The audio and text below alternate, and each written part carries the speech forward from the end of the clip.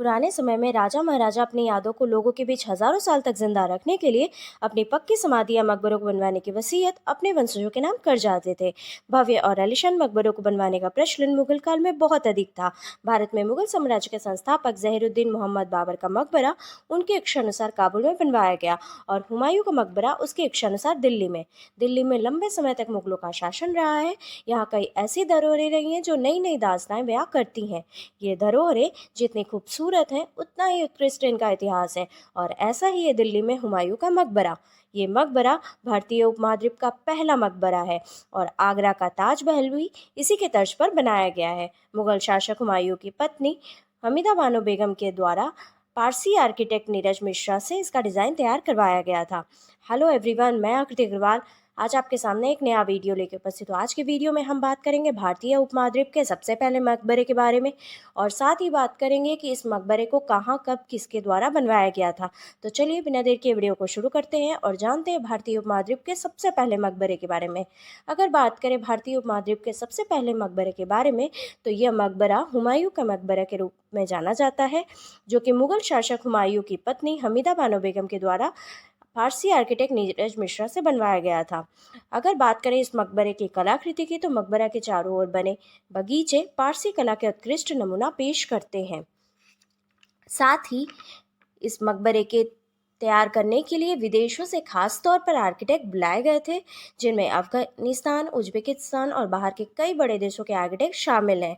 30 एकड़ की जगह में बने इस मकबरे में कई लोगों की कब्रें स्थित हैं, लेकिन हुमायूं का मकबरा यहाँ का मुख्य स्मारक है। हुमायूं की कब्र के पास ही उनकी बेगम हमीदा बानो बेगम की कब्र भी स्थित है और साथ ही यहाँ शाहजहाँ के बेटे दारा शिकोह की भी कब्र है। जब इस मकबरे का निर्माण हुआ था तब यहाँ से यमुना नदी साफ दिखाई देती थी, इसी के कारण यहाँ मकबरा बनवाया गया था। भारतीय उपमहाद्वीप में मुगल काल का पहला मकबरा होने की वजह से बाकी सभी मकबरे इसी के तर्ज पर बनवाए गए थे। साथ ही साथ अजूबों में शामिल ताजमहल भी इसी की तर्ज पर बनवाया गया था। मुगल शासक के परिजन की लगभग 150 कब्रें इसी मकबरे में स्थित हैं। इनमें बाबर और ईसा खां का मकबरा शामिल है। ये सभी कब्रें हुमायूं के मकबरे के सामने बने बगीचे में स्थित हैं। साथ ही 1993 में यूनेस्को ने वर्ल्ड हेरिटेज साइट की सूची में भी इस मकबरे को शामिल किया था। अब बात करते हैं हुमायूं की। अगर बात करें हुमायूं की तो हुमायूं को भारतीय इतिहास का सबसे बदनसीब मुगल शासक माना जाता है और ये भी माना जाता है कि उसने अपनी उदारता के ही कारण सब कुछ खो दिया था। सन 1530 में जब वो दिल्ली के सिंहासन पर पहली बार बैठा तो उस समय उसके सामने सबसे पहली चुनौती हिंदुस्तान में अपने पिता बाबर द्वारा मुगल साम्राज्य की रखी नींव का विस्तार करने की थी। पर विस्तार तो दूर, 10 साल तक शासन करने के बाद ही शेरशाह सूरी ने हुमायूं को देश से बाहर खदेड़ दिया। सन 1555 में जब हुमायूं पुनः राजगद्दी पर बैठे तो भी सिंहासन का ये सुख उन तक ज़्यादा दिन नहीं रहा और 1556 में सीढ़ियों से गिरने की वजह से उनकी मृत्यु हो गई।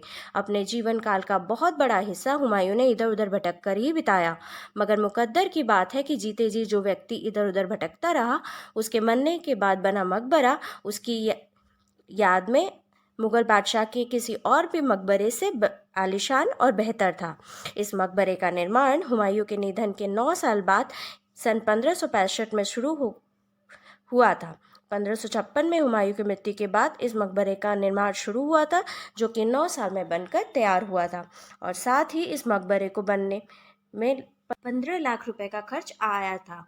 कहा जाता है कि जैसे उम्र भर हुमायूं घूमता और भटकता रहा, वैसे ही मरने के बाद उसकी कब्र भी एक स्थान से दूसरे स्थान भटकती रही।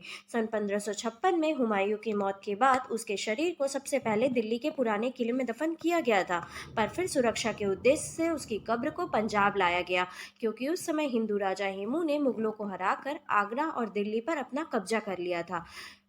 कब्र को हिंदू राजा हेमू क्षति न पहुंचाए, इस उद्देश्य से उसकी कब्र को वहां से हटाया गया। उनकी कब्र को उनके पुत्र और तत्कालीन बादशाह अकबर ने 1571 में मकबरा बनवा दिया।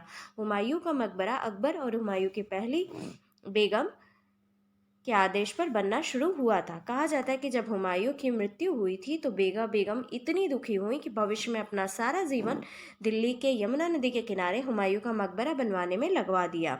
आईने अकबरी के मुताबिक मकबरे का निर्माण मक्का से लौटने पर बेगम की देखरेख में ही हुआ था। इतिहासकारों के अनुसार इस मकबरे को बनवाने वाले वास्तुकार एक फारसी व्यक्ति मिर्जा गयासुद्दीन को अफगानिस्तान से बुलाया गया था। आज के वीडियो में बस इतना ही। For more such interesting video like and subscribe my channel. Thank you. Bye bye.